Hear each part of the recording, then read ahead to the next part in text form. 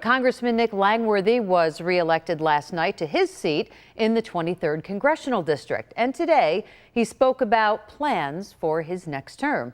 2 on Your Side's Nate Benson has more on that. Nate? Yes, Scott and Mary Else. Congressman Langworthy touched on a number of things he wants Congress to take a look at once President-elect Trump takes office. This is a magnificent victory for the American people. President-elect Donald Trump will begin his second non-consecutive term on January 20th with a Republican Senate and possibly a Republican-controlled House of Representatives. And for Congressman Nick Langworthy, that's an opportunity to correct what he calls some of the wrongdoings of the Biden administration. We've seen too much reckless big government spending over the last few years and too much focus on the left's extreme agendas that do nothing to help the average American family. The big priority? Americans have seen their dollar stretched very thin by inflation, and they've struggled to make ends meet in the face of rising prices on everything from groceries to gasoline to home heating to housing to insurance. Inflation peaked in June 2022 at 9.1%.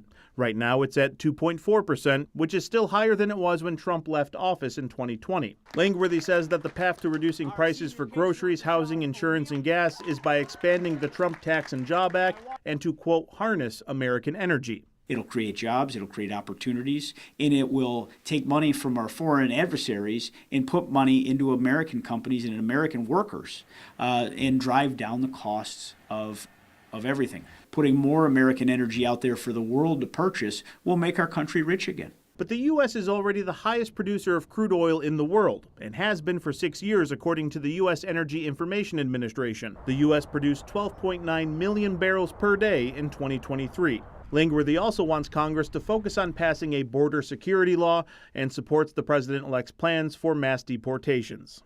We're going to deport the criminals that shouldn't be on American soil, and we're going to shut down the border. A new report from the American Immigration Council, a D.C.-based advocacy nonprofit, says that the cost to deport 1 million people could be as much as $88 billion. Now, Langworthy did rule out a position within the Trump administration. He was an early supporter of the president back in 2015. The congressman said he wants to focus on the 778,000 people in his district. On Your Side, Nate Benson, Channel 2 News.